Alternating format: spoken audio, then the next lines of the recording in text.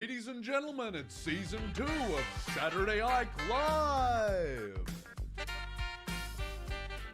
with your host, Ike Palmer.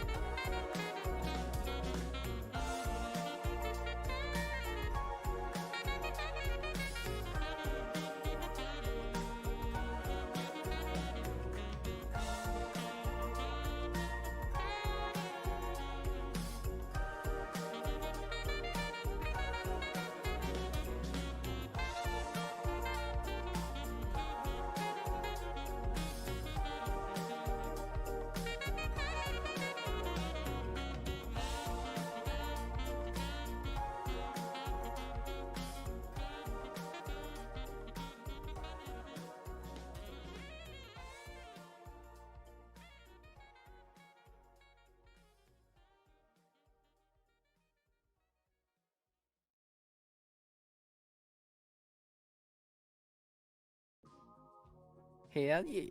Ladies and gentlemen, it's Saturday. It's Saturday Ike Live. How's it going, motherfuckers? What's going on? It's Saturday. I'm Ike, and we're living, and we're here with the return, the glorious, most wonderful, excellent return of my favorite producer, Jeffrey. How you doing, Jeffrey? I'm producer Jeffrey. Hell yeah. Speaking facts right off the bat. It's true. Does it get any more real and raw than this right here? This moment on Saturday Ike Live. Exactly. TV reveal? Hell yeah. We got the little, what's going on there? Fireplace. It looks like a static image, but it's not. It's just shit internet is what it is. I live in a country with worse than third world internet. How crazy is that? But if you're a recurring viewer of Saturday Night Live, you know this very well. Unless you subscribe to the theories that it's one of the least reputable sites on the internet, or the MI5 or the CIA, because they don't like what we say here on this channel. We speak facts. We are not biased. We are based. That is my catchphrase from now on. Unlike the government. There we go. God, yeah, there we go. Shitting on them. Saturday Night Live. Welcome, Chief Drinkwater. Mers, good to see you, brother. Nepo, Sleepy, Eloise. Shit, we got the full Ike Palmer roster in the chat tonight.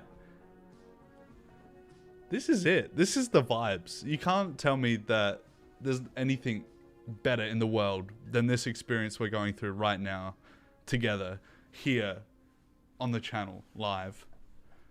We got a big docket to talk about today, but before we get into it, I just want to say welcome back, Jeffrey. I've missed you, brother. Last week it was good, but it would have been better if we had some producing going on in the background. You know what I mean? You know what I'm saying? Yeah, man. We need a producer Jeffrey cam of me producing various things. Signing that paperwork and everything. Yeah. The intrusive thoughts will win. You know what? Never has truer words ever been spoken. In my opinion. The intrusive thoughts always win. And that's why we've started the live show. That's why I'm not wearing pants right now. Whoa, guess what? That's a lie. Intrusive thought to say that on stream, and I let it win. Big docker, including Twitter going to shit. Why is that? Did you see that, Jeffrey, in the chat? Eloise's message was flagged for inappropriate content.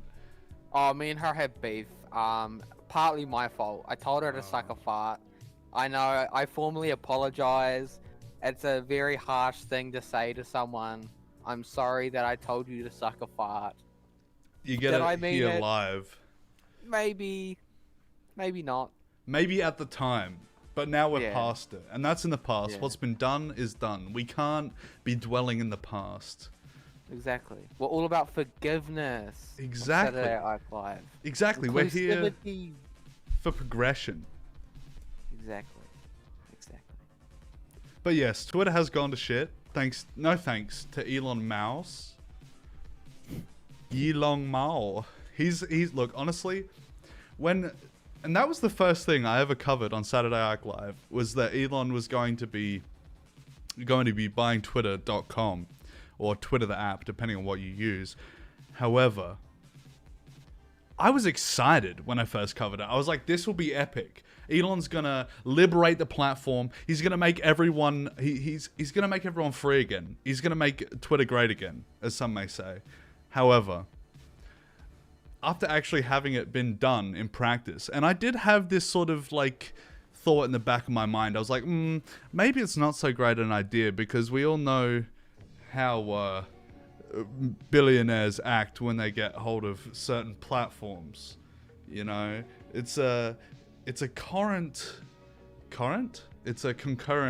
theme on the internet when people buy websites. Not even 10 minutes in and there is already character development on Saturday Night Live. And that's what we're here for, baby. We're here for constant, non-stop content, dude. And not like those Twitch motherfuckers. We are always entertaining. There's never a dull moment here on Saturday Night Live. Because if you watch a Twitch stream, you're going to sleep within 15 minutes. Especially if it's ASMR. Even if it's not ASMR, you're going to be like, fuck, this is boring, dude. Why am I even here? Why am I watching? That's a good question. You should be watching Saturday Night Live. True, it's true. It's the only thing to be watching. Exactly. So what did you think when you first heard that Elon was going to be purchasing Twitter.com, the little blue bird? I thought it was a big joke because, you know, he was like insinuating that he was gonna back out and stuff. But then he kind of cucked himself because in the state that he was buying it in, you're not allowed to back out of deals, especially deals of that magnitude. Oh yeah. So he kind of really just biffed it hard, dude. And he did it to himself. How embarrassing. Yeah, it is. It's very embarrassing. But look, who?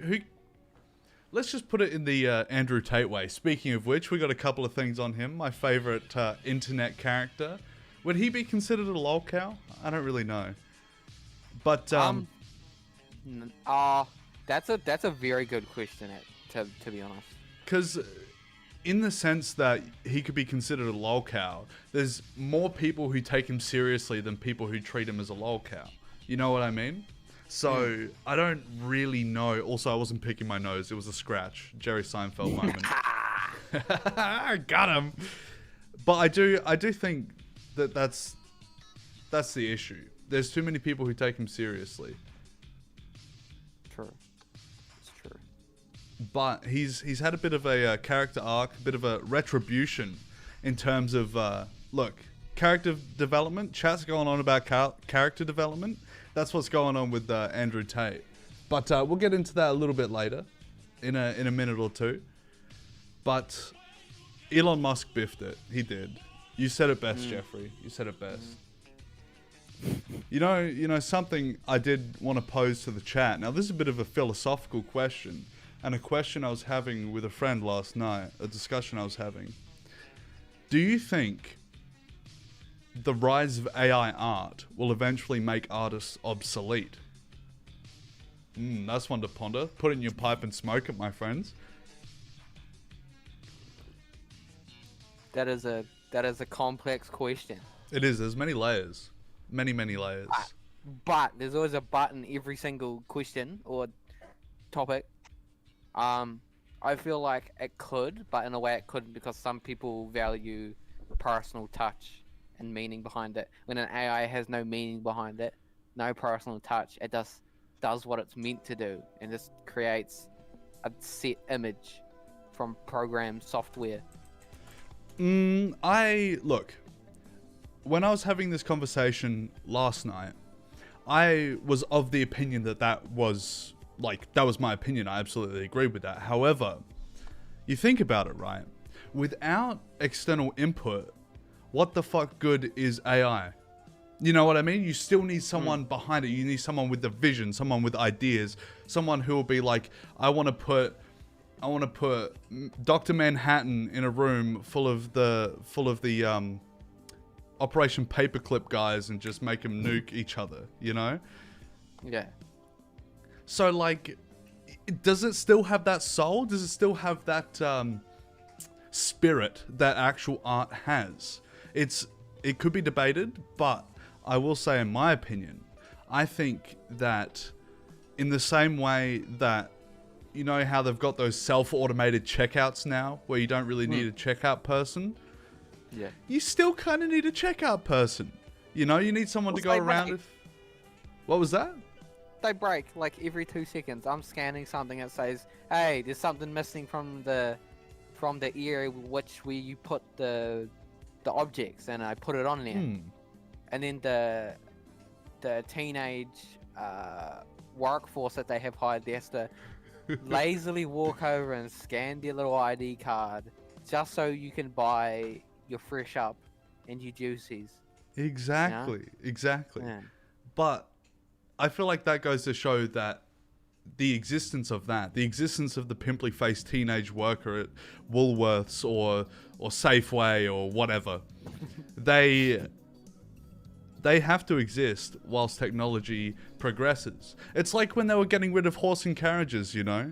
They were like, oh, what are all the horseshoe smiths going to be doing? Well, they became mechanics, didn't they?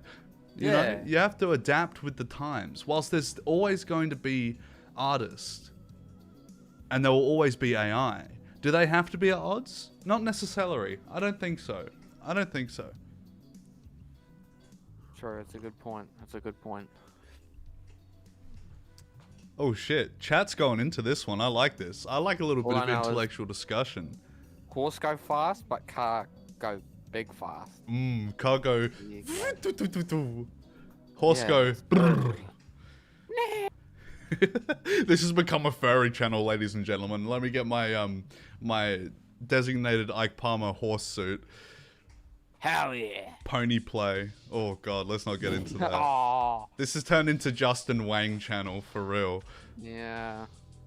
It's very sad since art is such like a personal and human thing, but the AI art is crazy. The AI will probably take over on a marketing and commercial sense, but not a personal sense. And that's a very good point, Eloise, because I did bring this up. I feel like AI art is perfect for commodification, whereas artists do art for the sake of art. You know what I mean? What's the point of an artist doing art besides self-gratification? It's less about the person who's viewing the art and more about the person creating the art. And that's why it has spirit.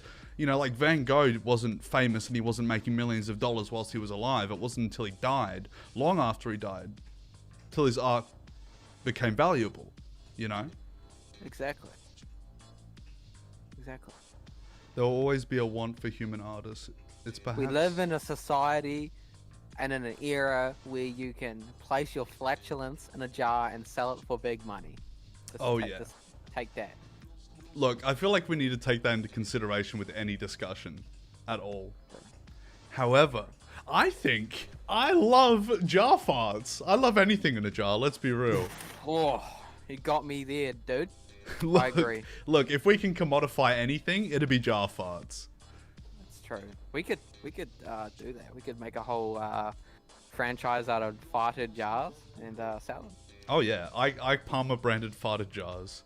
I've got my Yeah, harem yeah. of e-girls in the closet just here, ready to go. Filled them up with beans. Yeah.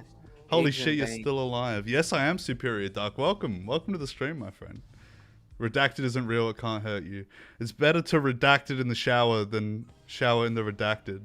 Look, the chat's become a SCP lore page all of a sudden. But I agree with that. Wholeheartedly. We live in a society. We do. As the once great, no longer is great, It was a kind of society, is. and now it is. and now it is. What is it? Well, see, that's another question to delve into. It sucks, ladies and gentlemen. True. The fart jar industrial complex based. We built a whole country off that shit. Yeah, exactly. We could start the independent state of Ixylvania. Instead of a hammer and sickle, it's a drawing of a fart in a jar. A little cloud, green colored cloud in a jar with a fucking label slapped on it. Hell yeah. Hell yeah, dude. What color would the flag be? It'd have to be green, right? Yeah. Or it could be red with a flag in it. Oh, not a flag. That makes no sense. The flag is red. It's got a yellow jar and it's got a little green fart in it with your face on the fart, like you, like with your two thumbs up, smiling to the camera. That. Can we get a artist to recreate such an incredible idea? Exactly. If someone can do that, I will pay you maybe below minimum wage for that. You will get 3 fart jars for that commission. You will. You That's the national currency here in Ixylvania. Fart jar, incorporated. will. That's true. That's true. Should we get into the docket? Should we go hard? Hell yeah. Hell yeah! That's what I like to hear, Jeffrey. That's what I like to hear. So, first up, a little bit of a sad story.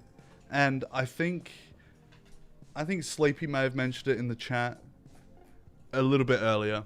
But ladies and gentlemen, the legend, the man, the myth, Kevin Conroy has in fact passed away. And Sad. there's nothing sadder than knowing that the best iteration of Batman, who wasn't even live action, has passed away. But, to tell you the truth, even great heroes fall. And this is life. This is something that many of us do have to eventually come to terms with. This is something that even Batman has to come to terms with very early in his life. But he did a great service for the comic book nerds. And we will never forget him for that, and we will always love him for it. Rest in peace, Kevin Conroy. Much love, brother. That's true. I'll pull one out for him real quick. Pour a quick one out for... Hang on. Look, I got a carpet in my room. And I would pour out one for the homie, but I don't think my landlord would like that none too much. Let's just put it that way. Look, emotional pouring one out for Kevin Conroy. But it's just crazy how, like... I don't know. It's like you see celebrities dying a lot recently. And in your mind, you kind of work them up as these mythological beings who can never be fallen, you know? Like a fucking... like a boss in God of War. They just can't... they can't be taken down. But the fact of the matter is, they're just as human as you or I. They're just as human as Joe Schmo down the street. And it happens to us all. It happens to us all. Well said, brother. Well said. Rock on, brother. Rock on. Alright. Next on the docket, and I know I said, look, this is kind of like rehash of episode 1. Like, episode 25 has become episode 1 part 2. Because, ladies and gentlemen, the epic, the wonderful, Turkish Thomas... Hang on. How do I do this? Turkish Thomas has created... Fuck. Look, I'm not entirely adept at creating content just yet. 25 episodes in. How many months have we been doing this, Jeffrey? And I'm still not great at it. Anyway, look. 4,000. 4,000 months. 4,000 months, 3,000 years. Shit, man. Andy Dick. Ladies and gentlemen, if you haven't been around since the early days of Saturday Night Live, and this is something we've touched on a couple of times since, but in the first ever episode of Saturday Night Live, I was just streaming, having a good time, and some guy jumps into chat. I can't even remember what the fuck his name was, but he jumps into chat and he's like, hey, have you heard about the Andy Dick situation? I'm like, nah, brother, what are you talking about? And I sent him a link to the Discord. He jumps in and he gives me all of this information about the actor. Oh, we're out of focus. Come back. Hello? Alright, this is the new Ike cam from now on. Blurry as fuck. But Andy Dick, he was captured. He was held hostage. And I just wanted to say, massive shout out to Turkey Tom, the only other motherfucker in this community who has the kahunas to cover this story, because no one else covered it. I was like the only one who broke the story. Nobody else talked about it. So I don't understand why, like... I don't know, it's a very interesting and complex story with a lot of layers. And if you don't know really what the situation was, he was this B-list celebrity actor. He got basically taken hostage and exploited by a content creator known as Wappy Flanker. Yeah, you already know it's crusty as fuck content with a name like that, don't you? Mm. But yeah, and exploited and drugged up and boozed up and sort of gaslit into having Stockholm syndrome to I don't know, to just stay in his house and become a little golden goose for Wappy Flanker. Eventually the cops raided his house and Andy ended up somewhere else. But I did see, I'm not sure if you guys know the I think they're TikTok creators, Moon Tell That, the little Vietnamese lady and her husband Tico. I like their content sometimes. I enjoy it. I like a little bit of TikTok shitter content every now and then, just when I'm exhausted and my brain just needs to shut off, you know? Like, I just need to fucking like relax, dude. I need to have a cold Dr. Pepper and just chill out, you know what I'm saying? Yeah, exactly. I get you. But they have this animated show, which I don't think they're big enough to warrant an animated show, but that's absolutely fine. That's besides the point. Which stars Andy Dick. And all of the comments for the ad of this animated show, all of the comments were like, do not get involved with Andy Dick. He's a fucking parasite. He's like bad trouble. He's a bad omen. Get away from him, as far away from him as you possibly can. Now, I don't think anything's happened, but the show definitely was not a success because they haven't advertised it in months. So, I think that just goes to say and show Andy Dick puts his dick where it doesn't belong. It's true. That doesn't imply anything to do with... Look, fuck. I'm gonna have to backtrack that one day, but look. Andy Dick is a dick. Oh, that's an understatement. That's an understatement, brother. He has, how could I put it? He has made, I don't know, he is just the king of exposing himself and, in what way, just doing Jeffrey? very rotten things and having a lot of deaths tied to his name. So. Oh, absolutely. It's a wacky rabbit hole to get into, and if you're not entirely sure, or you do want to get into the Andy Dick rabbit hole, I highly recommend watching the first episode of Saturday Ike Live. This is me plugging a different episode of the show that we're currently doing, but I do go into it deeper there than I will now. But I just wanted to say, big ups Turkey Tom. Big ups Turkey Tom. If you're watching this channel and you don't watch Turkey Tom, which is very unlikely, but also very possible, go check that motherfucker out.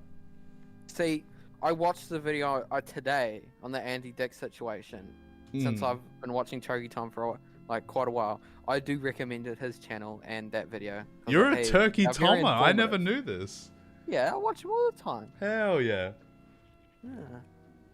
Look, I'm best mates with Turkey Tom, so there you go. You get the Ike Palmer endorsement, Turkey Tom. Good on you, brother. Hell yeah. Hell yeah. Anyway, should we foul Dr. Pepper makes me barf? Nah, ban that motherfucker in chat right now. We can't have that Dr. Pepper slander. Banned for 1,000 minutes. We're endorsed by Dr. Pepper. I did many things that maybe I regret or not regret to get that endorsement, but we won't talk about that. We won't talk about that on this stream. Maybe a later one.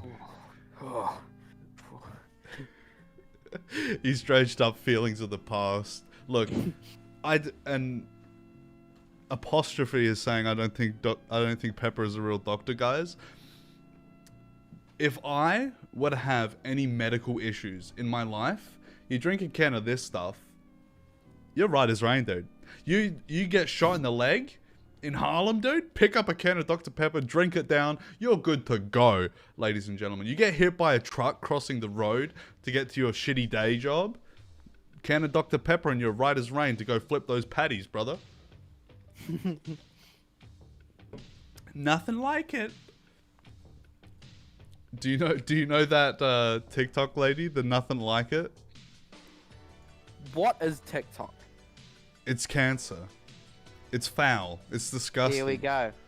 It's a horrible platform. But I will say, if we get to the point where I become a famous TikToker, I'll love it. I'll love the platform. I'll take everything I've ever said about it back. Exactly. I can understand that. Personally, me, I'm a YouTube Shorts connoisseur, and I watch YouTube Shorts. Oh, YouTube Shorts just hit different, man. Most of them are just re-uploaded TikToks, though. Let's be real. Let's be honest. That is true. But the algorithm just hits better. On there, though. Oh, producer Jeffrey's found some React content, ladies and gentlemen. Live on the air. Dr. Pepper is like God. Yeah, damn right it is. Damn right, the nectar of the gods. Plain and simple. Plain and simple. I'm still quiet, don't address me as apostrophe.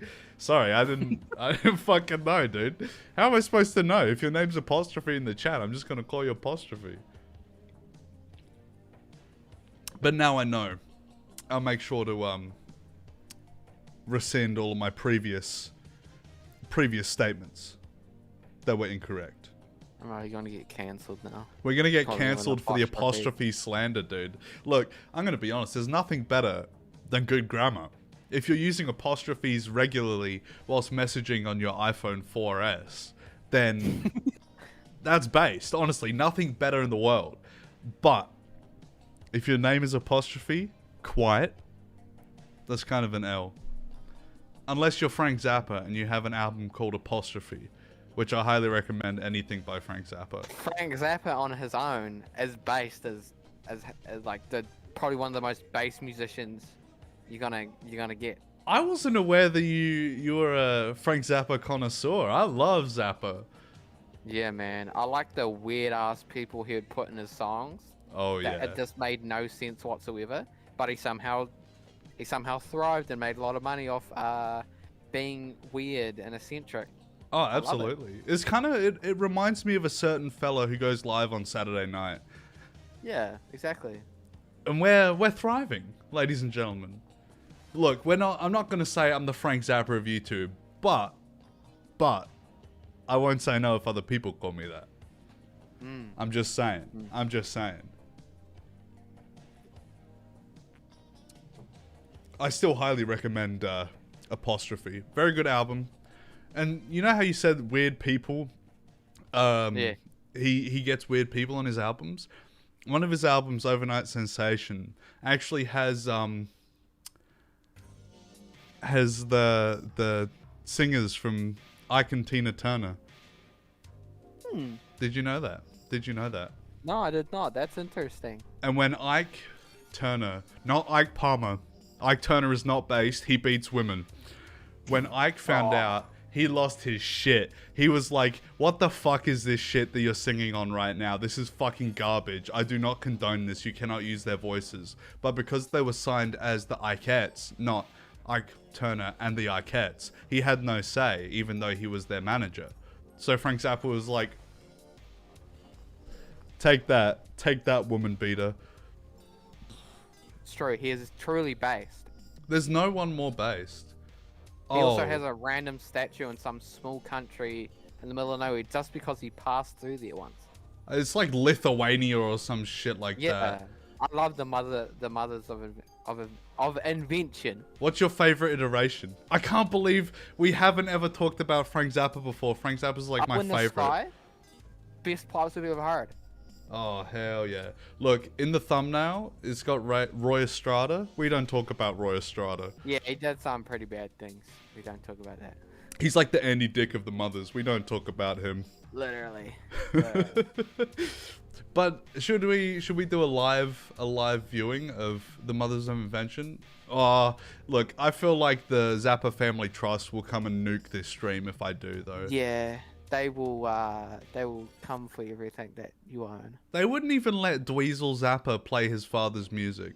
Yeah, you know, with a fire-ass name as Dweezil, they just won't let him play. And they just shat all over him, and that was his mom. Yeah. That was his mom who was running the estate at the Come on. time. Let Dweezil play his dad's music, man. Yeah, exactly. Dude, Zappa play Zappa? What a base name. What a base fucking name. And then to go and be like, well, you technically don't have the rights to play your own father's music. Yeah, but, like, genetically, I am the closest thing to him on the planet right now, so I should be able to play his fucking music. Yeah. Let our brother jam. Let our brother jam. Yeah, let Dweezil...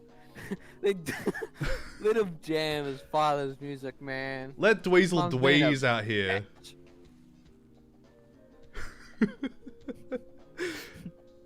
Oh, man. Look, I'm not condoning Zappa Family Trust at all, because that is not what Zappa would have wanted. It goes completely against his artistic and creative integrity. Exactly. Did you see that they recently released a redone film clip for Valley Girl? Did they? Yeah, it looks like shit. It was done in Adobe Flash. I guarantee you that. Oh, okay. That makes sense. It was very not Kino. So give that one a pass, ladies and gentlemen. Anything that was done post maybe 2008, even though he died in 1998, just give it a pass, alright? Alright, ladies and gentlemen, I think we gotta mosey this little ship along, you know what I'm saying? We gotta funk out. Hell yeah. Up next, we got a funny little story. Record-setting $2 billion jackpot won by one person in Altadena, California.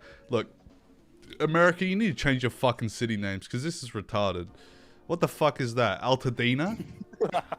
That's true. What is that? What is that, kind of fucking soda? I don't know, dude. Yeah. The person will receive $424 million after taxes. The only billionaire to ever have to pay taxes in the world. We've seen it here first, ladies and gentlemen. Wouldn't you feel fucking gypped? Wouldn't you feel like you got ripped the fuck off? You win a $2 billion jackpot. You smiling like him right now, pointing to your winning lottery ticket. You're like, oh, this is it. I can finally get out of here. I can finally make a name for myself. And you got to pay over $1 billion in taxes. They ripped me off. Where's my $1.5 billion? Exactly. They reamed him, dude. They reamed him for everything he's got. Yeah. I honestly, like, there's nothing worse than seeing someone have such a successful moment just to be shat on so intensely by a massive diarrhea rain all over their parade. You know, like... Literally. And he looks so content and happy. Look, I'll tell you what, if I got $424 million, I still would be smiling like that. But if I had the possibility to get $2 billion, whoa, whoa, shit, man, I'd love that. But, look, even then, I don't know, dude. It's kind of sus. What are they doing with that $1.5 billion? Is it really just like a $424 million jackpot then at that point? Nah. He still lost more than he was owed at that point. Yeah, exactly. Exactly. What are they going to do with those taxes, huh? In California? Go to the government and then they do more bombing raids on Palestine. Whoa! Whoa! Whoa! Yeah, that's right. I don't condone! Disavow! Disavow, ladies and gentlemen! It's probably true though. They're not going to do anything about. That is true. They're not going to do anything about the homeless population in the fucking California, are they? With that 1.5 billion dollars.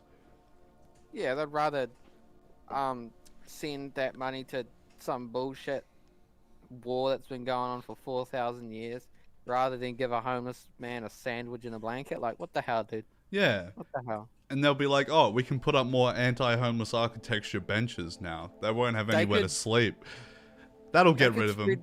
All of that money out, give them all like a relief fund with all that $1.5 billion, and that could probably give it to all the homeless people, and they'll be able to get back up on their feet, and there'll be no more homeless people. Exactly. Theoretically.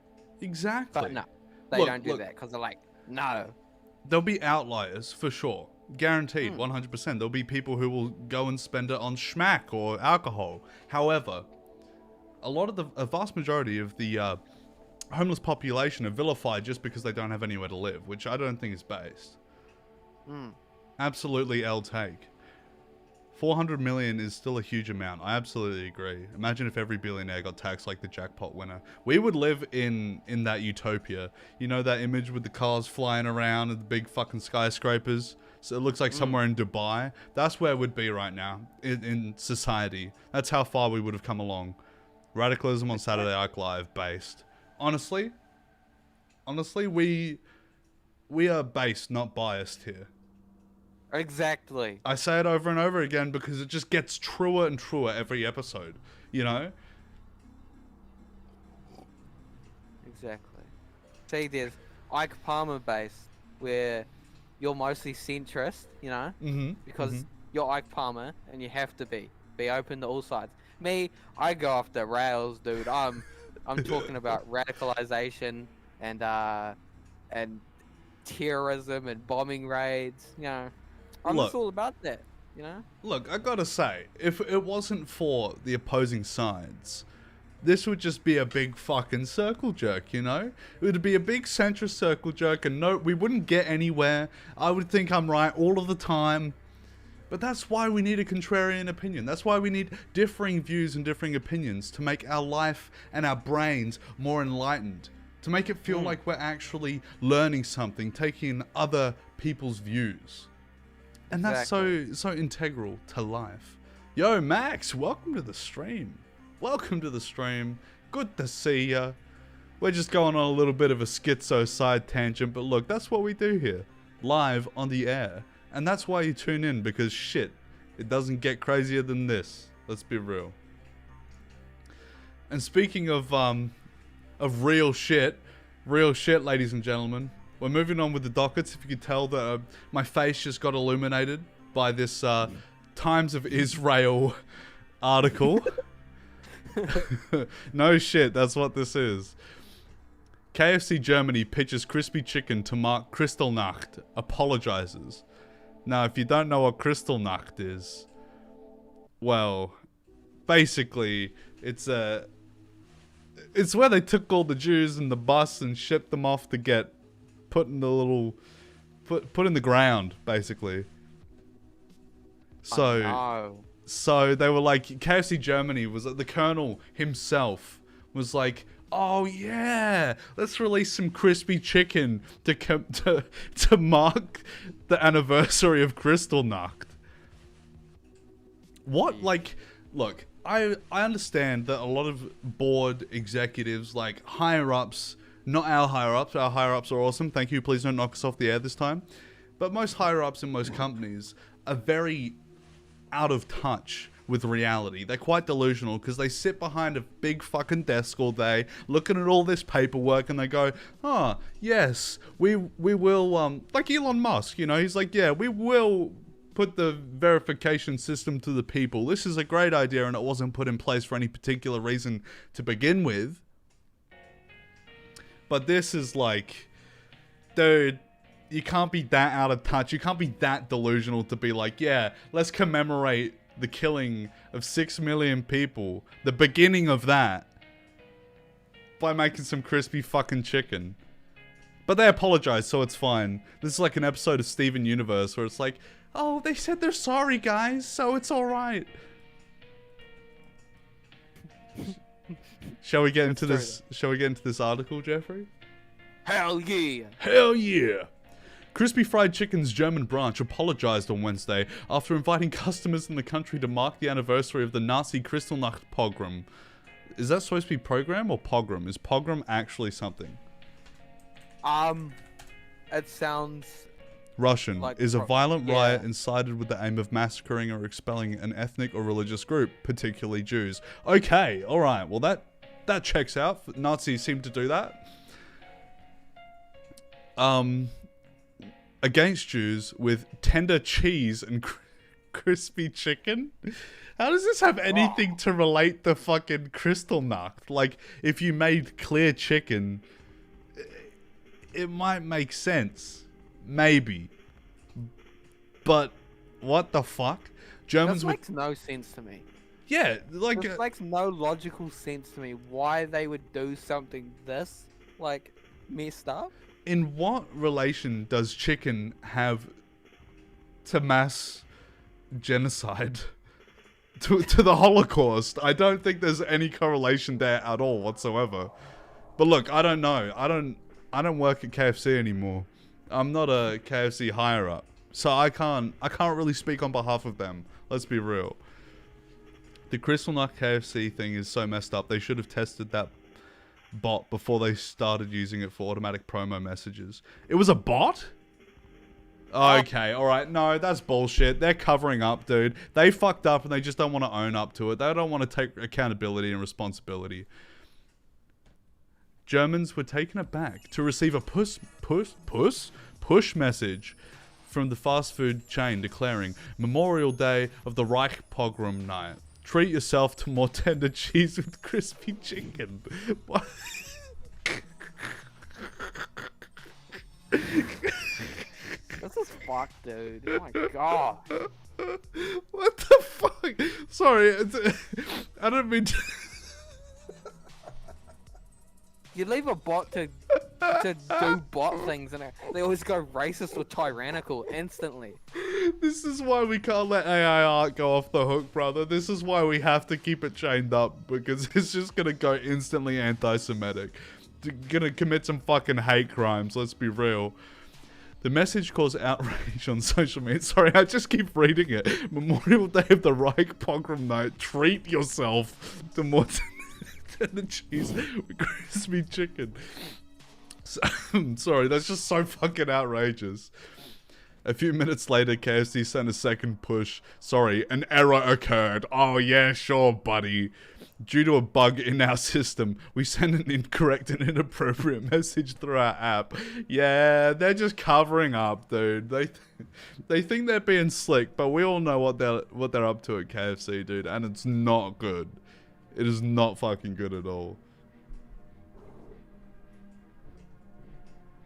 Someone explain me this. I'm not sure if I'm right.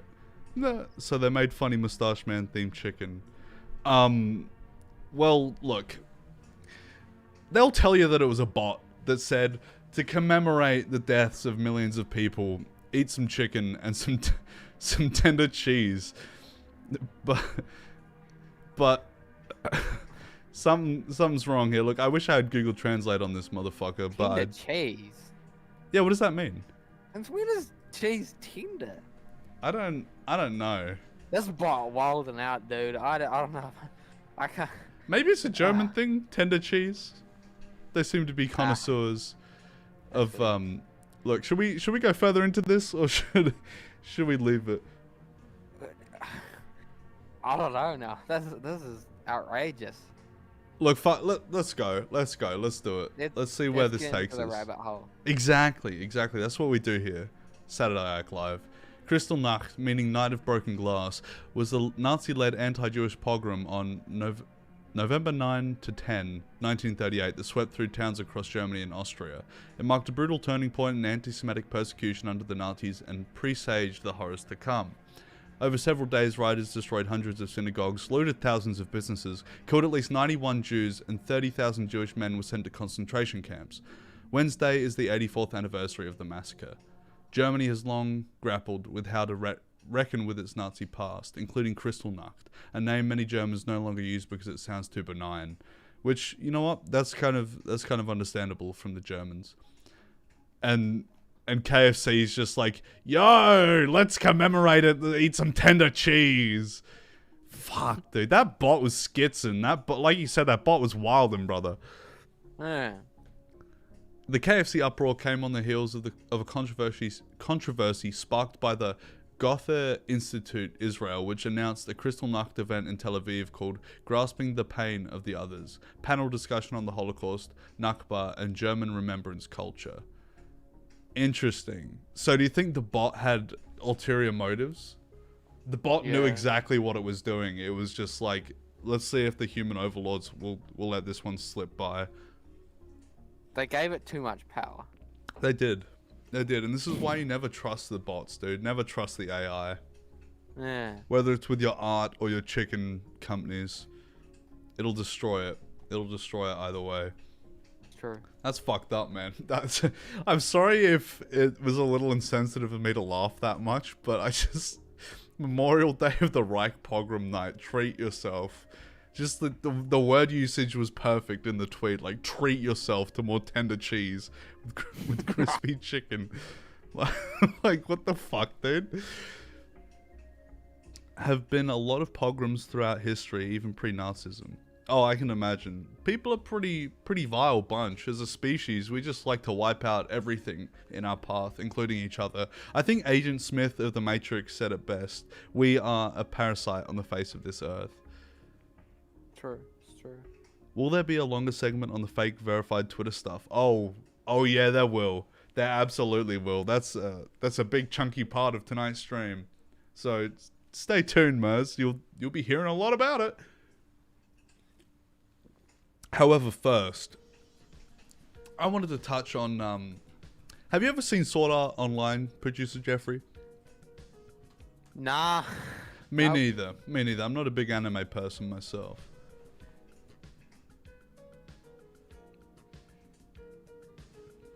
But I understand the main concept, which is basically VR, getting trapped in there, and if you die in the game, you die in real life.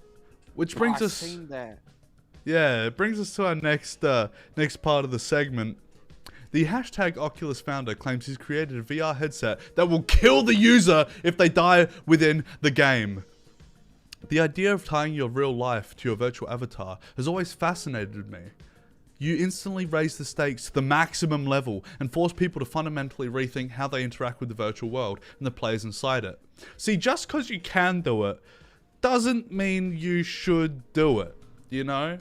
We've had the technology to do this for quite some time, but Palmer Luckey was like, fuck it, dude. Fuck it, let's go off. Let's kill as many users as we possibly can. This is like the start of the Great Culling. And this is what the motherfucker looks like. He added a little sword next to it, just a premonition of things to come. Instead of getting conscripted into like real life conflicts and wars, we're going to be conscripted into the VR headset. The death sentence, basically.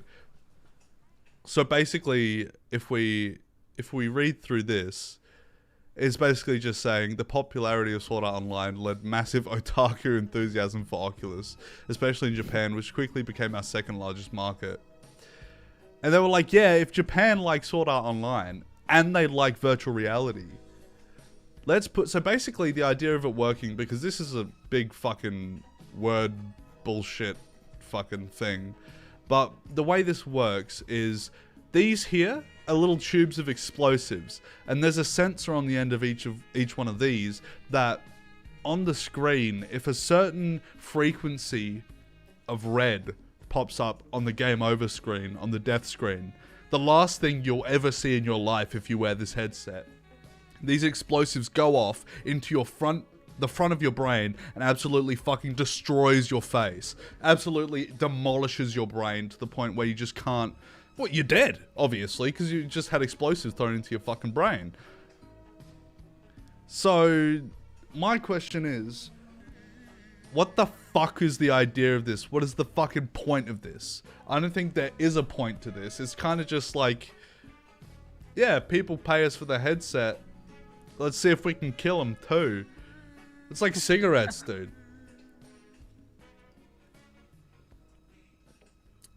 However, I will say I absolutely do, but do not condone cigarette usage. Not good for your lungs. No. But I'm a bit of a connoisseur myself. However, that is irrelevant. These things kind of look like vapes. These are the death vapes. These are the final vapes you'll ever have in your life. Have one puff from these and bam, there goes the back of your throat. Why didn't they just create a headset that gives an electric shock to you or something? Yeah, you'd think that would be the normal thing to do, right? You think that would be the sane, business-oriented option, because you buy this headset, you lose, you die, you can't buy the next iteration.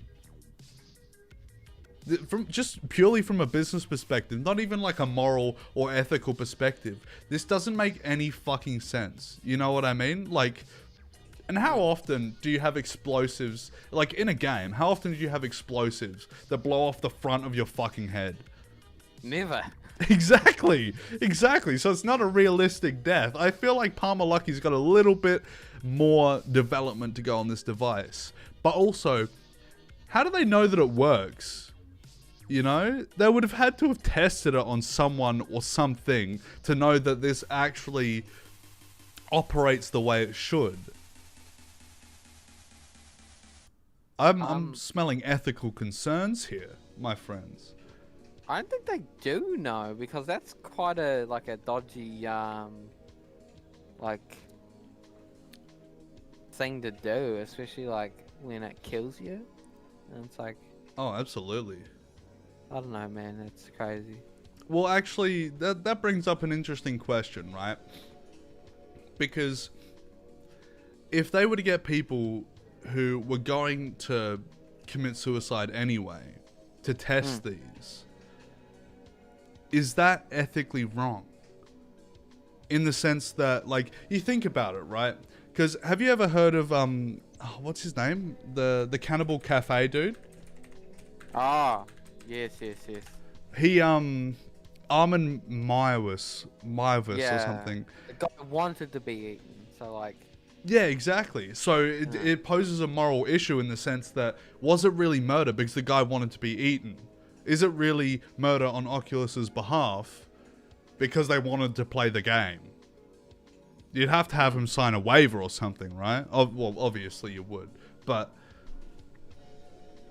it's interesting from a objectively moral perspective. What do you think, Jeffrey? It is of his own free will that he wanted to be eaten and killed. So like, yeah, in some way it was, I don't know, but like, he also killed someone and ate someone. Yeah. So objectively, it's bad. He killed and ate someone. Oh, absolutely. Yeah, also have to take in consideration that the person wanted to be killed Mm-hmm. and eaten. That's all kind of weird anyway. Yeah. Kind of based, but like it's weird. No, I agree. And look, we're not here to judge anyone's sexual proclivities. However, if you're into cannibalism, you can only endure that sexual fantasy maybe, what, like 10, 11, 12, 13, 14 times max? Maybe 16 if you count the ears. And then what? You die? Like it's not a sustainable fetish, my friends. Yeah. It's a one-time thing. Like, Yeah, exactly. You get off, and then that's the only time you ever get off in your fucking life. But what drives someone to have a cannibal fetish? You know what I mean? Like brains are psychologically, weird. there would have to be some deep-seated psychological issues there, right? Yeah. There would have exactly. to be, undoubtedly. You could give the headset to death row inmates. Would be kind of better than just lethal injection. At least you get to play video games one last time. Or what if they do it like Gulag in Warzone? Like if you survive the round and you don't get fucking your head blown off, you get to go free. Now that's like a dystopian future fucking anime waiting to be made right there. Yeah, it could make like an anime or a movie on that shit. Straight up. Oh hell yeah. It's like I saw a lot of people comparing it to like Ready Player One, where it's like a similar sort of idea where you go into this virtual world. Although the technology isn't quite as good as Ready Player One, but I feel like you could just go into VR and just be like, fuck it, I'm living here now. Like, this is my life. I don't ever have to shower again. I got anime titties whenever I want, on demand. You know what I mean? Like, Yeah. if you just go into VR chat, right? Can you die in VR chat? Didn't think so. You wear this, you're safe, dude. You're safe. And you'd be like, I'm testing it, dude. I'm getting paid to test it. You just go straight into fucking VR chat, and then you're fine. You just hop onto VR just to be murdered by a 5-year-old on Pavlov that shoot you with a shotgun, and your head is made into spaghetti. Oh, yeah. Look, this is the dystopian future that Steve Jobs was working towards. He would be proud to see the fact that we've gotten this far with technology. And so am I. I can't believe we've made it to this point. We've made anime real, dude. Like, did you know that they actually made the diamonds from Minecraft into a real thing? Really? I didn't know Yeah. diamonds existed. I Yeah. thought it was in Minecraft. No, it's real. It's real. Hang on, this is the Cannibal Cafe, dude. Also, don't mind the actual search where I wrote in the word dude. Look. They're real, dude. They made him into a real thing. That is crazy. I don't know how they did that. That is insane. It is crazy. Crazy world we live in. We can make technology real, dude. Black Mirror. Oh yeah, it for real is like an episode of fucking Black Mirror, without a doubt. Without a doubt. And you get teabagged afterwards. God, that would suck. I get mad getting teabagged full stop, let alone... Well, I suppose you wouldn't be too mad, because you'd just be like... You know what I mean? Like, there's not much to be mad over when your frontal lobe's been completely discombobulated from your being. You get team killed just because your teammate was bored. Dude, imagine that. You're just playing fucking game and then you're playing CSGO with this VR headset and someone just turns around and just deagle dinks you. That's it. That's the end. Yeah. Some starts cheating. Lamau. I start spin botting because I don't want to die. Yo, for real. For real. That's a metaphor for life, you know. It is. It is. We're all Bounce spin around botting the in this danger. big Yeah. grind. Hunger Game shit. For real. It's crazy. It's insane. Should we overall, what is the takeaways from this topic, producer Jeffrey? What do you think? Shit's just gonna get weirder and weirder as life goes on. Oh, absolutely. Absolutely. The further technology advances, the more, I suppose, danger advances. I feel like that's a recurring theme on tonight's show, where it's just you get technology advancing, and it's bad. It will never get better, you know. we make technology to prolong our lives, and then it's like 2 steps forward, 2 steps back sort of situation where you make so much technology and you can only get so far before you get to a point where it's like, put this shotgun in a fucking VR headset and see what happens, dude. Fuck around and find out. Yeah. Like we've been saying, we live in a society. We live in a society driven by technology. Brain shotguns. Ladies and gentlemen, we've now reached the part of the show where we divulge Twitter. Oh man, I don't know how I feel about this. It's a bit fucked, Twitter at the moment. Not as fucked as explosives in a VR headset, but Elon Musk hasn't got to that point yet. Give him one more divorce and he'll definitely be there. So, as you probably know, Elon Musk decided, verification on Twitter is so stupid. Why would you do that? It doesn't make any logical sense to have a definitive way to know whether something's a real account, a real legitimate account, or a fake impersonator of an account. And guess what? Are you surprised that exactly that happened? Exactly that happened. And it's been happening on Twitter for a very long time. However, it got really bad once Elon Musk announced that everybody can be verified. Power to the people. You pay $8 a month and you can pretend to be the FBI. Just because we killed MLK doesn't mean we can't miss him. Now, look. You can easily just look at the handle. Oh, that's not the FBI. That's not the real federal booby investigators. But a lot of people wouldn't look at the handle. A lot of people wouldn't take a second look and be like, oh, okay, this isn't actually the FBI. They'd be like, damn, the FBI tweeted out something schizo. That's incredible. Mind you, like I said, this has been going on for a long time. This was 2 years ago. However, recently, Ethan Klein of H3H3 Productions, the big crust himself, he's been taking L after L after L recently. And it's kind of sad. It's kind of sad because he had this tremendous fall from grace. He used to be this based commentary YouTuber that everybody was like, man, this guy's kind of cool in 2016. And then he just fell off, dude.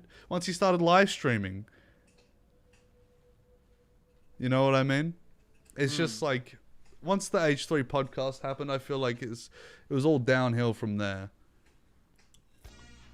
But he decided it was a smart idea to impersonate the Twitter CEO and be like, yes, I could have ended world hunger, but instead of buying Twitter.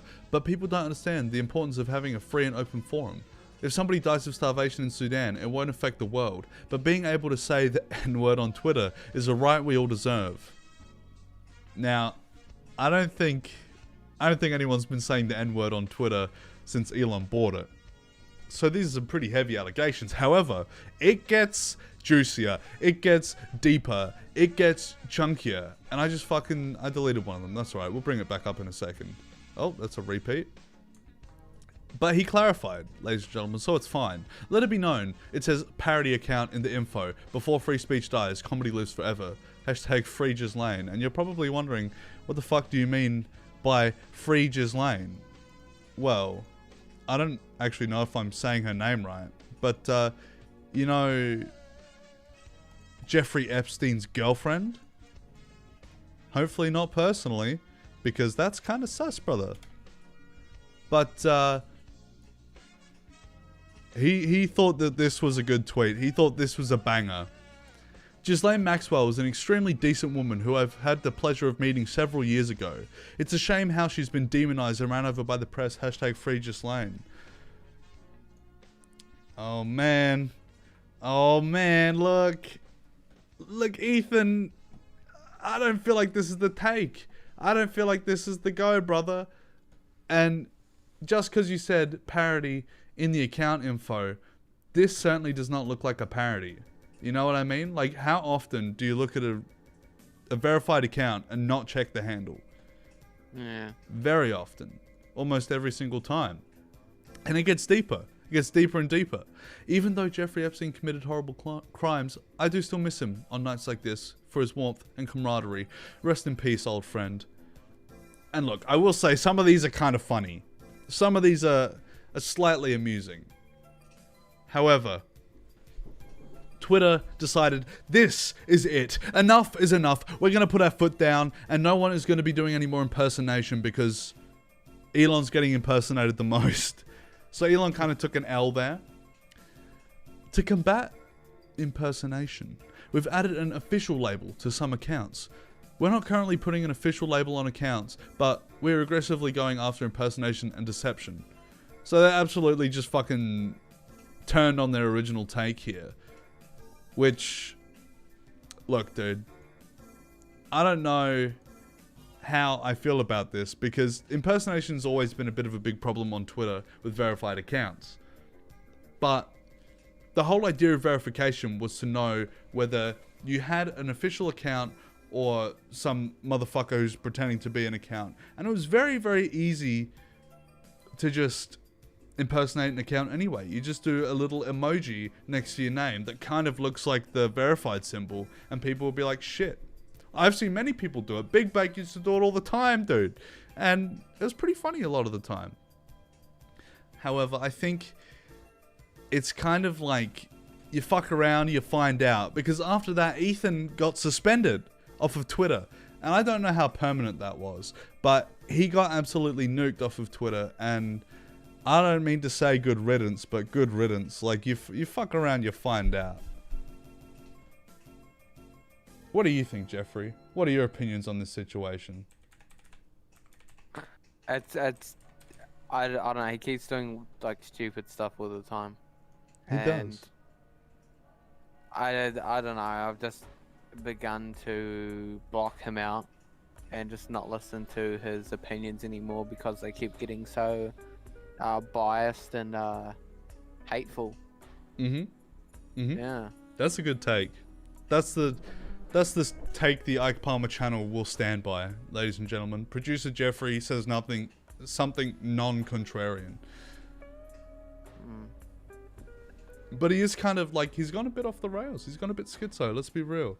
And look, we love that here on the Ike Palmer channel, but when it goes to a certain degree, it's like, man, are you doing this because you think it will get you views, or are you doing this because you genuinely believe it? And I would have more respect for him if he actually genuinely believed half of the shit that he said. Because then at least he's not backing down. In a way, I have a little bit of respect for Andrew Tate in that sense that I don't agree with what he says, nor do I think a lot of the things that he does is endorsable or co-signable. However, he's out there, he's speaking his truth, and I don't think he should necessarily be deplatformed for that. It's very harmful information, but I feel like it sets a bad precedent, you know? That's just my opinion, though. They're funny tweets while also exposing a billionaire.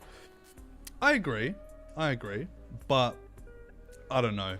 And then he would go and cry about it, saying comedy's dead. Dude, you fucked around and you found out. Impersonation's never been a part of the Twitter TOS as something that you can do and get away with. You know what I mean? So it's like, you knew that would happen regardless of whether you were doing it with Elon Musk or the FBI or fucking, I don't know, Nintendo. There was somebody impersonated Nintendo on a verified account and just posted a picture of Mario flipping everyone off. I thought that was pretty funny. I thought it was based Mario, dude. It's just because he's Italian, you know? Ain't that right, Producer Jeffrey? That's true. He is Italian, just like me. Producer Jeffrey is actually Mario in disguise. I am. Hello, Mario. Hello, I'm Mario. Ashley shouldn't have been banned when he was just using the poorly thought out words of Twitter against them. But it's a dumb way to get banned. I don't necessarily think he shouldn't have been banned because he was definitely breaking terms of service. However, I think this, like, to be put in a situation like this where you can do something so easily, I think that's a bit of an L in terms of Twitter. And everybody's going around clowning on Twitter, being like, oh, the platform won't last any more than fucking 3 weeks. I guarantee you, after this, that's over. Nobody's going to be using Twitter anymore. Everyone's going to go back to Tumblr. Someone's going to start up MySpace again, and we're all going to go over there. But it's like, if you do that, then I'm out of content, dude. Then I'm fucked. What am I going to do? All of my content comes from twitter.com. He was testing the waters a little too much. Yeah, exactly. He stuck his toe in the little swimming pool and a big fucking jaws popped out and ripped his balls off.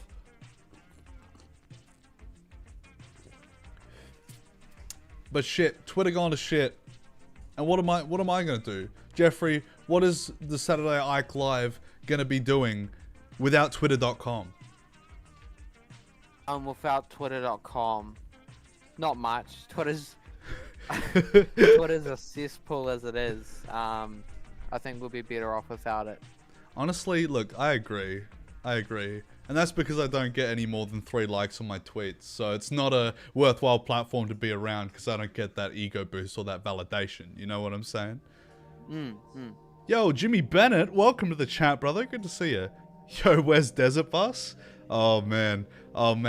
Don't make me bring up Desert Bus again. Oh, it's tempting. I've got sweat under my hat just thinking about it. What do you think of Desert Bus, producer Jeffrey? What is Desert Bus? Desert Bus. You don't know Desert Bus? Nah. Oh, man. Desert Bus is only the greatest video game to ever be created. By Penn and Teller. Where you drive a bus from, I think it's New York to Las Vegas. And you're a roadie for Penn and Teller. And the whole game is, see, the joke is the game never ends.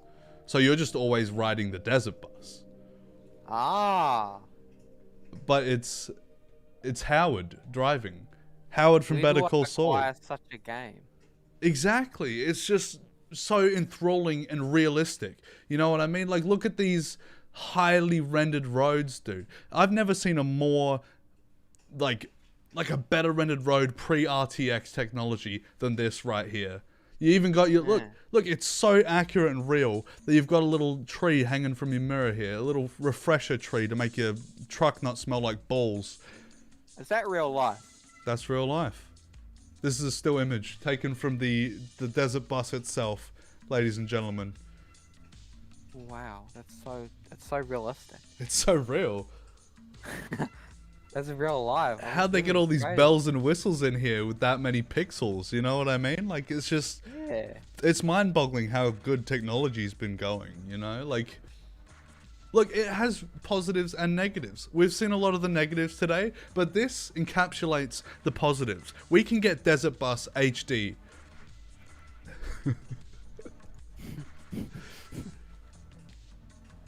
No, I don't need Twitter. I'm going back to newspapers, I swear to God. Can you imagine that?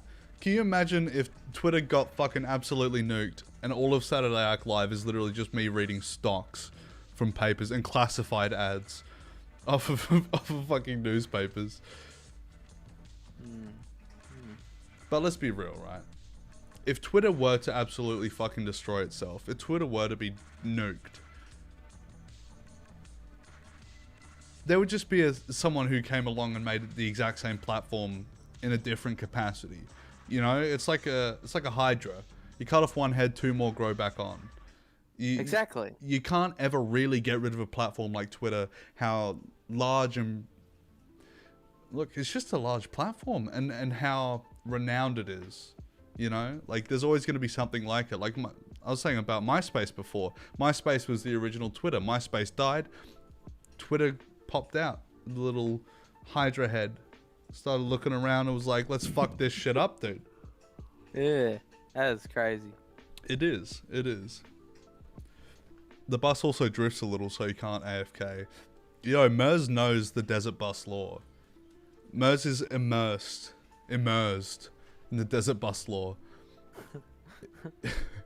If Twitter dies, people will go to Gap or something, and like, nah, not a good thing. I feel like Twitter is like the probably the greatest neutral platform that has ever existed. Because you've got schizos from both sides, and then you've got people who just sit and watch it burn to the ground. Exactly. I'm a sit and watch it burn to the ground kind of guy myself. I don't know about you guys in chat. I don't know about you, producer Jeffrey.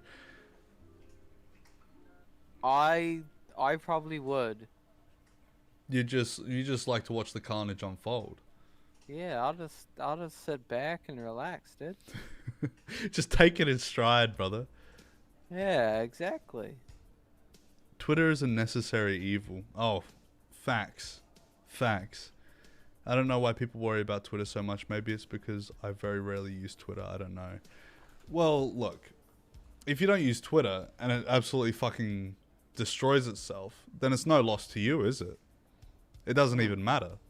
However, if you do use Twitter and it's the only way you can make content and it collapses, well, look, I'm out of a job, ladies and gentlemen. The higher ups are going to get me doing fucking live bingo or do cahoots on stream or something, you know what I mean? I'm going to have to become a Twitch streamer and, you know, unbutton my shirt a couple times and show my boobies.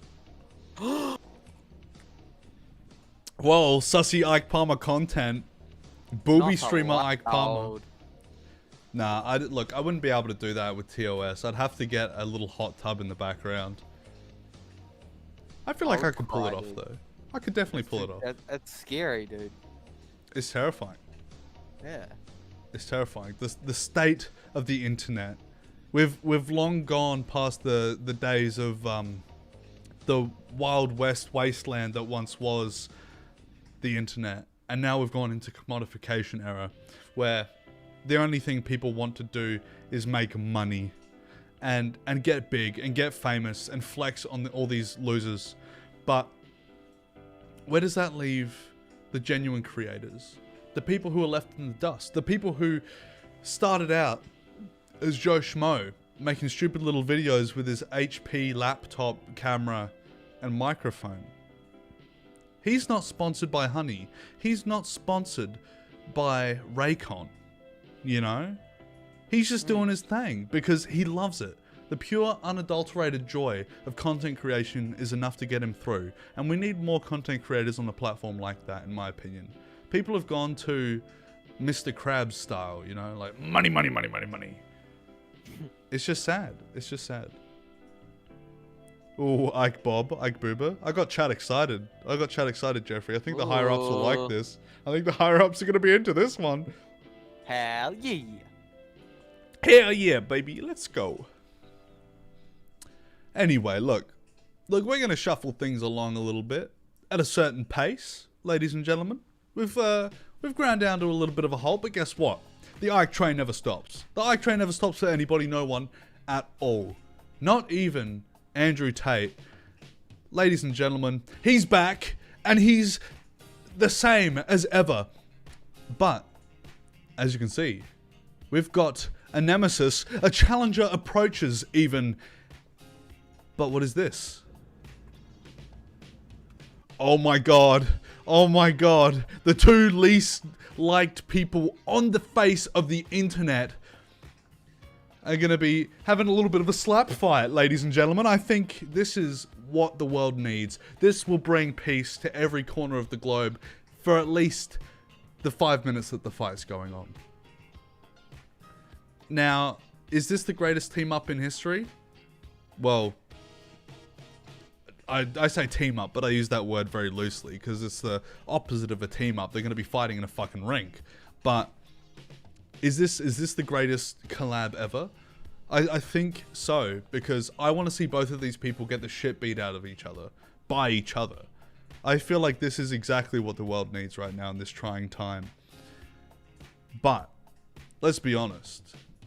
In terms of pure physique, Jake's looking like he's got the one up, dude. He looks a little bit more shredded than Tate. Tate's got a bit of the dad bod going on. Jake's got the washboard abs. I don't know, dude. I don't know. What do you think, Jeffrey? Out of these two Joe Schmo schmucks, who's gonna win? This is just money, dude. This is money. It's just money. It's just straight up cha-ching, brother. Literally, just money. That's crazy, dude. And they're wearing the same watch too, you notice? They're like fans of each other. Clearly. Very clearly. Yeah. Jake Paul about to get clapped unless he pays Andrew Tate a lot of money. Tate also does kickboxing though, so I don't know. See, it's interesting, because like, if they're both in the same ring, one of them does one type of fighting, one of them does the other. Boxing and kickboxing. How does, like, do you find a happy medium? Like, do they both just like Tate has to use his fists and Paul has to use his legs? I don't know. I feel like that's the way you'd have to go though, right? Because otherwise it's just too, like, it's too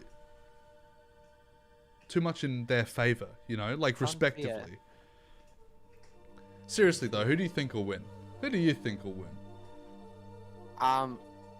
So Jake Paul always has to win, but like this is like we're talking about two people with huge egos and like do not like losing. So like Andrew Tate can't lose because then he'll look weak. Very true. But like it's for money. He can be like, oh, I just did it for money, got easy money and stuff. But then like I feel like Andrew Tate's ego is too big to let even a big paycheck get in the way of him beating the shit out of Jake Paul. Because if Jake Paul wins, that's a big L on Andrew Tate's ego and his perceived masculinity by those who think he is a more masculine person, even though the testosterone has made his hairline worse than the guy in the background here. But I think you're absolutely right. It is a big clash of the egos. None of these people will like to lose. So, it's hard to say. It's hard to say. I feel like Andrew Tate will definitely win, though. Not that I would put money on it, but if I was a gambling man, I'd probably put money on Tate winning. Yeah, that's probably true. Yo, Waz is in the chat, trying to send a message desperately to producer Jeffrey.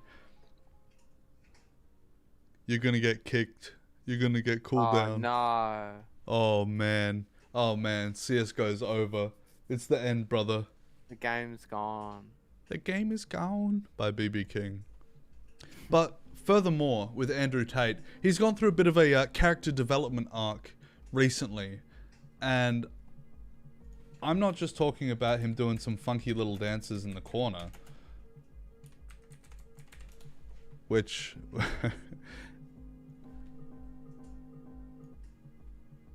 Bring back the strong masculinity. Oh no.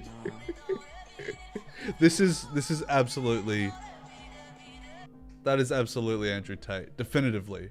I can say that with 100% confidence that this is actually Andrew Tate. Because you can only have such good moves like this if you have the thigh and calf strength of a kickboxer. You know what I mean? To be able to have those hips that swivel that fast on carpet, I just think it's definitive that this sus activity has to be originating from Tate himself. However, he's gone through something that will not allow him to be so sus and lewd on the internet ever again.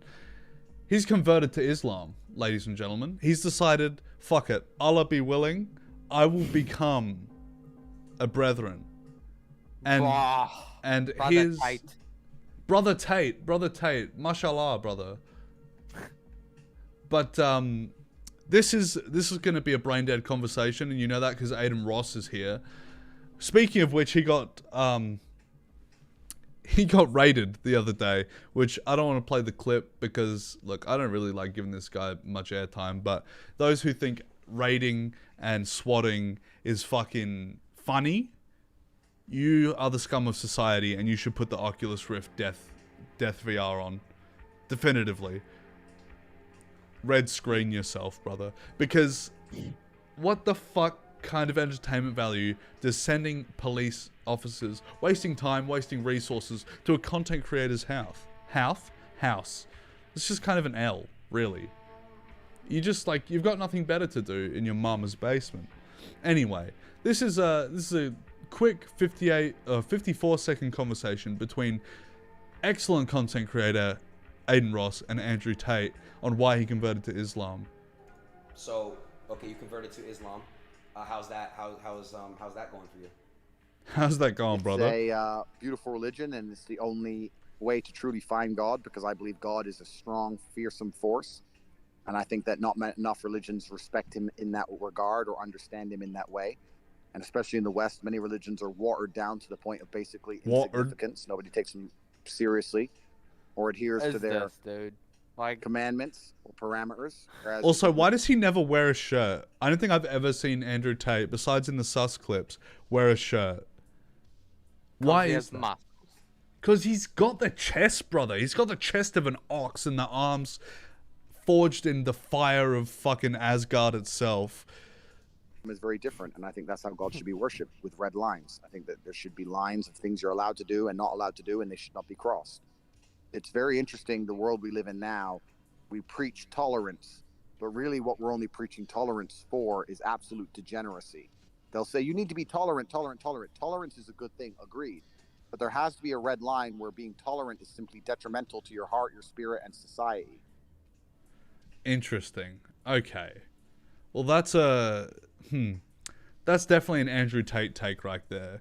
However, we didn't really get much out of him. Why? Because he wasn't asking the right questions, and he wasn't being asked by the right person. Ladies and gentlemen, we're going to have a little bit of an Adderall moment mode on a clip here with a brother, Smile Tujana. He's definitive brother of the Islam faith. And he's going to be asking the real questions to Andrew Tate right now. Allahi wa barakatuh. We are in the presence of a cultural icon, a physical specimen, a controversialist, a master orator, a champ. And we've also got Andrew Tate. That was smooth. I like that. I was sitting there thinking, I'll take this introduction. I'll take this. But thank you. Look, honestly, based to this fella. Let's be real. He's taking no L's. He's pulling no punches. I'm good, you? You're good, yeah? Well, I think a lot of people who've been following me for a while understand I've been very respectful of Islam for a long time. Yeah, sure. I was born in a Christian country. I was raised as a Christian. And I've always been very respectful of Islam. And it's become more and more obvious to me and more pertinent that Islam is the last religion on the planet. When I talk about Islam, because I'm new to it, I'm a little bit careful, right? Because I'm new to it. I'm certainly not a scholar. There's so much I need to learn. I know I'm on a learning journey. I'm not here to sit here and talk scripture. I don't know those things yet. I'm here to learn. Yeah. But we're here at your assistance. thank you, bro. Thank you. Thank you. Yeah. But it's just, for me, it feels like the last religion on earth. I feel like there's no other religion. People say to me, why did you convert? And I said, I don't really feel it as a conversion. It's almost like I knew God was real and now I've become religious. And they say, oh, you were religious before. I was like, religious before how? Christian? What does Christian mean? Like, who's not a Christian? You go to Christian nations and everyone says they're a Christian. Look how they live their lives. Go to the average church. Is anyone actually fearful of God? Anybody? No, the girls are out on Saturday night drinking and they turn up to church because their parents made them. Like, there's no Yeah, but why should you be scared of God? If God is benevolent, what's the point of being fearful of him? You know what I mean? I feel like that defeats the whole point of religion. Because they always say God is benevolent and God is forgiving. And I kind of understand what he's saying here in the sense that you can see it from the perspective of, if God is such a way where he's forgiving to everything, then what's the point of even adhering to it? However, if you can't have that own moral and physical boundaries to not be able to push yourself into that, then shit, man, like you're just not cut out for religion. Yeah. You know what I mean? Like, I'm not a particularly religious person myself. I've got vices. We've all got them. However, I just don't think that Andrew Tate, he's got an idea, but I don't think it's the right one. Brother on the right here seems to agree, though. substance to the religion. And also, Islam very closely reflects my personal beliefs. Through my personal life, I've learned that if you don't have standards and you're not a strong person who's prepared to defend his ideas, you will be crushed. Yes. And we look at most religions in the world today, which are not. Which I will say, that is kind of a base take. I will put that out there. Not to say that I agree with everything that he says, but that was a good take. Prepared to defend their ideas. What's happened to them? They're just getting crushed. And now we have Christianity as an idea, which has basically said, well, we can't set any firm rules because everyone will just quit. So instead, let's make it so easy to be a Christian that nobody has to put any effort in, and then accept everybody no matter what. And hopefully we can keep the church's doors open. That's not God to me, you know? God to me is strong. God to me is something to be feared. God to me is someone that people are afraid to mock. So God he's to me is someone that you have to go out of your way anti-commodification of to prove religion, something to. even though that's been something that's been around since long before Tate existed or was a Christian. And to say that Islam doesn't do that either is kind of negligent, is kind of ignorant of him. But I suppose it's all fresh and new and shiny for him, so he's not going to see the negatives until he gets well and truly into it. But you would think at least before you decide to subscribe to a new belief, you would at least consider the pros and cons. You know what I mean? But it's Andrew Tate. I don't think he can physically consider much. God to me has red lines. Yeah. Like God to me represents And he the Islamic keeps faith. saying The Christian that God to line. me, I don't see God. I can't explain. I don't see anything there. So to me, it was God a has red choice in the end. lines. And this is why perhaps I found God the way I did, because I understood all these things first, and then I saw the Quran, and it confirmed so many things for me. You know, like even the conversations I've been having so far, so many things have been confirmed, and it's amazing the knowledge that's inside of it, which is so applicable today for an old book, right? You know, it's supposed to be old, but it seems so timeless. He kind of keeps going on over these same old points, right? Which, cool. If he decides to convert to Islam, and I can't really say what's in his heart and what's in his mind truly, but it's fine. You know, like whatever wherever the wind blows and wherever it takes you, whatever your convictions are, your beliefs, that's absolutely fine. There's nothing wrong with that. And I can't say what's in his heart and what's in his mind if he's just doing this to sort of drum up some more, I don't know, relevancy on the internet again, because he kind of fell off a little bit. Just a little bit. Like, you haven't heard about Andrew Tate for months at this point. Until now. And when a certain content creator heard about Andrew Tate converting to Islam, he had a couple of things on his mind that he wanted to get off his mind. True Geordies, the beefy, big, ape-looking fella himself, had this to say about Andrew Tate. I've watched a few of his podcasts with a few, should we say, Muslim guys who are also hungry for their own fame, should we say. I mean, watching those like, guys... At the end of the day, it doesn't matter what religion anyone is. A cunt is a cunt is a cunt. Honestly, which is true, watching Tate. some of these guys very good take. Desperately pipe Andrew Tate off, going, well, of course, you'll have learned this because, this is one of the most... It's one of the most pathetic uses of a meaningful cause that I've ever seen, and I actually find it quite off-putting. Some people on YouTube, I thought I could maybe learn a bit about Islam from them. I was gonna say, is he saying that Islam is off-putting? That's kind of racist, bro. He even said I could come on they offered to come on our podcast because we spoke about Islam once. I wouldn't touch them with a barge pole now. No, but the way that they've sucked Andrew Tate off the last week. Let's be real though. If you are truly a person of moral high value, look, wait, it's not been too bad so far, right? It's been okay. They've had some good takes. They've had some L takes, but that's fine. We're all human. We all have takes that we do and do not agree with, and that's fine. They're entitled to their opinion. However, it does get a little bit schizo. Value in religion. You ain't going to suck fucking Andrew Tate off, are you? You know what I mean? Like, you know what the fucking... But let's be real. You know, since God knows how long, people have been hiding behind religion to get away with all of the dumb shit they want to do, or some of the sick shit that they want to say and do, and it's no different, you know what I mean? I was watching quite an interesting guy for a little while called Mohammed Hijab, and if quite a few people... I'm sorry, what? Yeah, like I'll find this guy. This guy had him on. And that's where the cracks start to show. I was watching quite a in few Beef videos Man of him, himself. Quite an interesting guy. Obviously, I know so little compared to so many other people, so this isn't a criticism. But I'll say this, Mohammed, I was so disappointed by the podcast that you did on a genuine level. Like, I'm talking to you man to man now. I watched quite a lot of your content, and it had me quite interested for a little while. The way that you spoke, the way that you spoke, all credibility for clout, hasn't he? The way that you spoke to Andrew Tate genuinely made me sad that I'd at any point thought that you could be a realistic and have integrity and a genuine source for what I thought was going to be like an important subject. You know, now I don't know what they're talking about, like in terms of the podcast or Mohammed Hijab, but I just don't think that if you're willing to have an open discourse with someone you don't necessarily agree with on everything on your platform, that doesn't make you instantly discreditable. Because, like, that's just stupid. Then you just get caught in your own sort of circle jerk mindset, you know what I mean? That's what I was saying earlier this stream. It's one of those things where it's like, you can't just absolutely write off what someone said, like, even if you disagree with it, even if fundamentally and morally and emotionally you fundamentally disagree with it, that doesn't mean you can't just write them off. You know what I mean? I feel like you should be able to acknowledge other people's views. And in saying that, I will say I do not agree with majority of the things that Andrew Tate says. There's like maybe 2 or 3 things that he says that are maybe okay, not schizo. But I would have him on the show, and I would have an open discussion with him about ideas, because I feel like if you shut yourself down to the possibility of experiencing opposite opinions and beliefs and worldviews, then you just get caught up in your own mind to the point where you just think you're right all the time. You crave this constant validation of always being right. You start to jerk yourself off thinking you're so smart because everybody in the room's agreeing with you. But it's just because you surround yourself with people who agree with you. You don't learn, and you don't find out what ideas you truly don't agree with and ideas that you truly do agree with. I don't know if that's a schizo take or not, but I feel like that's pretty reasonable. In my life?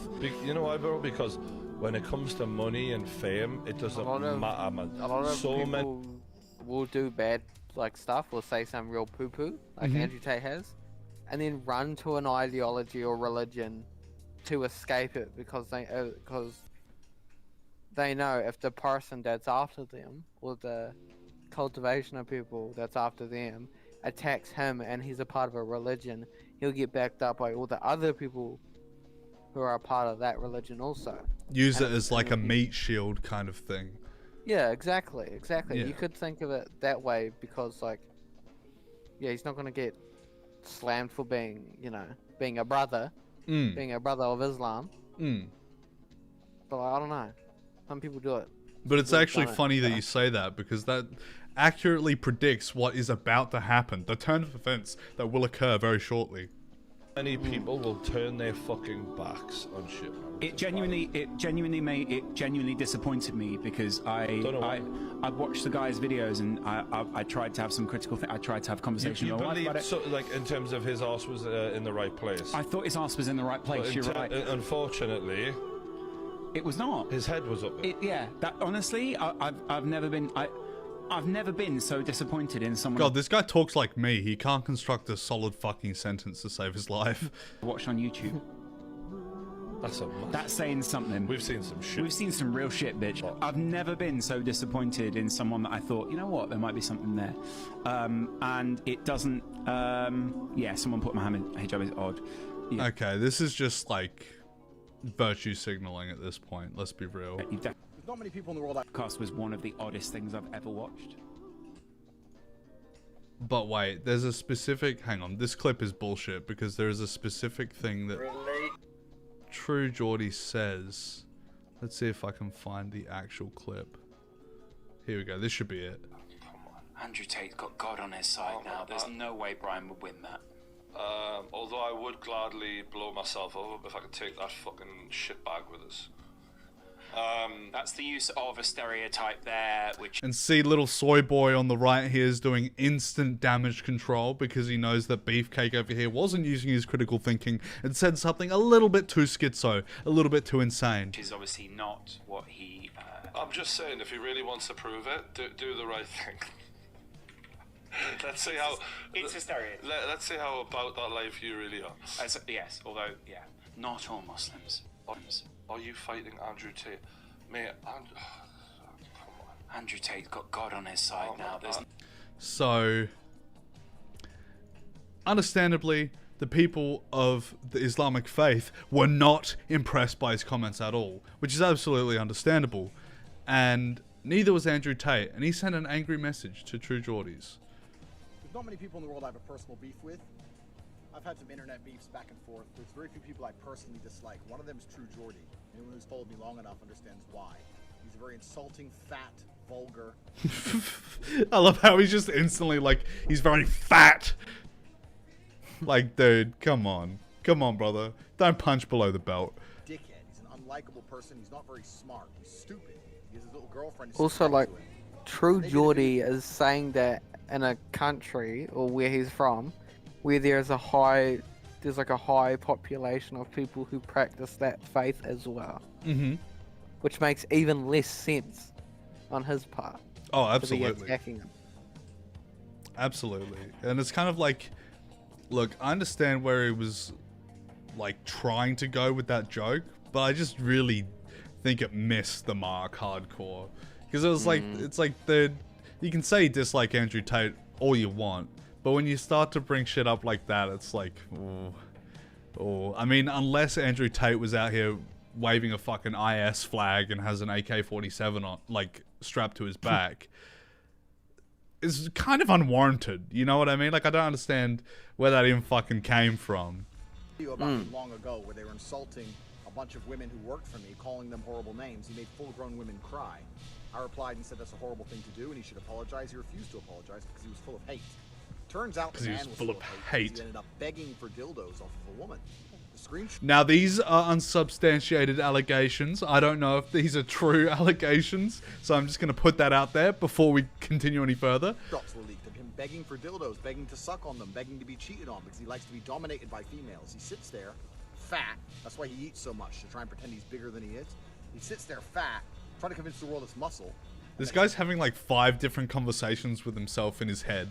Like, all of the sides of Andrew. Also, if Quite's still in chat, this is a new emote for the Discord server. But I just feel like he's going on 6 different diatribes at once. You know what I mean? Like, he's got the voices in his head and he's having a conversation with them as well as the audience and true Geordies. You know what I mean? Like, I don't know, dude. He is kind of schizo. He's a tough guy, but truthfully, he begs to be dominated by females. Who cares, dude? If I saw a goth bitch in demonias walking down the street, heavy fucking winged eyeliner, fishnets on, dude, step on me. Step on me right now, dude. Yeah. Like, I wouldn't fucking care. Who cares if you're like getting dominated by women? You know what I mean? I bet you Monica Lewinsky was into that shit, and Andrew Tate would have voted for Bill Clinton. I guarantee you that. But like, seriously, he can have that opinion all he wants, but he's wrong, dude. He's never had a woman step on him, a goth big titty GF step on him in demonias, and this is pure unadulterated evidence of that. So this person's genuinely a piece of shit. And now, after me converting to Islam, he made a piece on one of his podcasts saying that I'm not true in my conversion, and then insulted all Muslims, saying that Muslims blow themselves up, and that I should go blow myself up. We should all blow ourselves up, making fucking racist comments about an entire religion, as if that's somehow funny. Okay, look. He has a point in this case, but I will say Andrew Tate is not consistent on this point whatsoever because of a lot of the things he said about women and how people should be treating women. You know what I mean? It's kind of a massive contradiction on where he stands morally. You know what I mean? Like, it's like, oh, if it actively affects me, then it's not allowed to happen. But if it doesn't affect me, that's fine, dude. It's a bit of a flip-floppy bullshit opinion, I think. But that's an Al opinion. Yeah, exactly. Let me tell you something, my friend. And if True Geordie, if you're watching this, this is a message directed to you. There are certain times in life you need to know when to shut the fuck up. There are certain things which are not funny. Certain things are not beyond reprisal. You don't sit and insult a man's religion. Just like you don't insult a man's entire company and the people who work for him. That's one thing. But to insult my religion and the religion of billions of people across the fucking planet, making ignorant jokes about fucking blowing ourselves up, thinking that's going to go without consequence, you're going to learn very quickly, my friend, that was a mistake. Can I just say, this line he says here... But to insult my religion and the religion of billions of people across the fucking planet, making ignorant jokes about fucking blowing ourselves up, thinking that's going to go without consequence. Hang on, maybe it's before here. There are certain things in life you need to know when to shut the fuck up. That just reminds me of this classic. You need to shut the fuck up! Hey, look, the second reference to Penn and Teller in this fucking stream, dude. What can I say? I'm a real fan. Desert Bus, shut the fuck up. I cream over Penn and Teller, let's be real. But after this, everybody started going for True Geordie's throat. No one was impressed with his take. No one was impressed by anything he's done up until this point. And then he uploads, and we're not going to watch the whole fucking video because it's basically just him crying. But he uploads this 22-minute, almost 23-minute video of him basically just crying and begging for forgiveness about what he said and trying to make everyone believe that he's not really of that opinion. And he's really reflected and said that it's not cool. But then he goes on about crying about his personal life. Like, dude, come on. Come on. You can just say, I fucked up. I said something that was not cool and leave it at that. Everybody would have been like, okay, well, it's not cool. Don't fucking do it again, you fuckhead. Yeah, it's not hard to just fess up and apologize and move on. Exactly. Take responsibility for your fuck-ups. Take responsibility for your retarded actions. And then just leave it at that. Yeah. But people nowadays are like, oh no, I'm about to get cancelled. I have to apologize and make the classic Logan Paul. I've had a severe and continuous lapse in my judgment. Like, dude, you just look like a retard. Because you obviously said it for a reason. You said it because that's genuinely what your opinion is. You know what I mean? Like, that's your beliefs. So you're not going to just say it off the cuff, unfiltered, for no reason. Yeah. It's just an L existence at this point. But shortly after that, he got nuked. He got nuked off of Twitch, ladies and gentlemen. They got rid of his ass, dude. His little ape-looking ass. They fucking nuked him. And look, I'm gonna be honest. I don't think he should have got nuked. But furthermore, not only did he get absolutely fucking destroyed off of Twitch, Gymshark, who he was partners with, a statement from Gymshark: "We do not condone racism, discrimination, or Islamophobia in any form. We do not agree with the comments made by Brian, aka True Geordie, and have suspended him, our relationship with him indefinitely, effective immediately. PokerStars. We have terminated our contract with True Geordie with immediate effect. At PokerStars, we are committed to making poker as inclusive and accessible as possible, and do not tolerate any comments or attitudes that don't align with our inclusive values." Obviously, the Twitch streamer ban and the MyProtein company says, following an investigation into the comments made by True Geordie. What do you mean following an investigation? You just went and looked at the fucking clip, dude. You did what I did. Don't try and hype it up more than what you think it is. We terminated our working relationship. At MyProtein, we stand firmly against Islamophobia and all other forms of discrimination, and expect the same values to be upheld by all our ambassadors. And this was tweeted out by Keemstar. So he was dropped. He had his whole fucking life nuked because he made an Islamophobic joke about Andrew Tate. And that's what I mean by Andrew Tate's return arc in the title of this stream. Because everybody was like, wow, Andrew Tate's gone. Excellent. Awesome. And this is the one situation where I believe the internet has been morally consistent. This is the one situation where they've gone, we don't like Andrew Tate. But if he's truly converted to Islam, and what True Geordie said is Islamophobic, because it is obviously Islamophobic, I'm not saying that as a hypothetical, we should get rid of True Geordie. So the cancel-e becomes the cancel-er by proxy.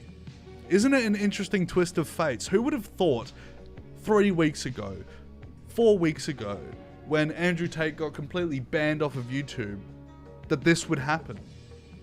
You would never think it, would you? Oh, how I completely forgot about him, honestly. He fell off, dude, after the whole ban and stuff like that. He did. He absolutely fell off. And then he just comes back swinging, not holding any punches back. I feel like he's definitely not learned from his actions or his statements of the past. He's definitely not grown as a person. However, he's learned. He's adapted to the modern internet landscape. He got his initial boost of fame by having these contrarian and out there opinions, and then went, fuck it, I'm gonna do a 180, and then become the victim. Interesting. interesting how he just like flips the whole narrative so quickly and everybody clambers up to his side. And that's what I mean in the sense that it's not necessarily a consistency morally, because they obviously don't like Andrew Tate, but it's a consistency in the sense that everyone has had the realization that if we are morally consistent, then we can't let certain things fly. You know what I mean? Which I think is good. It's a good step forward. Even though they don't like Andrew Tate, they still had it so even if it was something said against someone you don't like, you're still morally consistent enough to execute the ideas. Does that make sense? Am I making any sense? I feel like I'm just sort of schizo rambling at the moment. Perfect sense. But yeah, that's just my opinions though. Who am I to have an opinion? I'm just some motherfucker on the internet, huh? Yeah, with a hat and a feather. Exactly. And look, that was the last thing I had on the docket for tonight, ladies and gentlemen.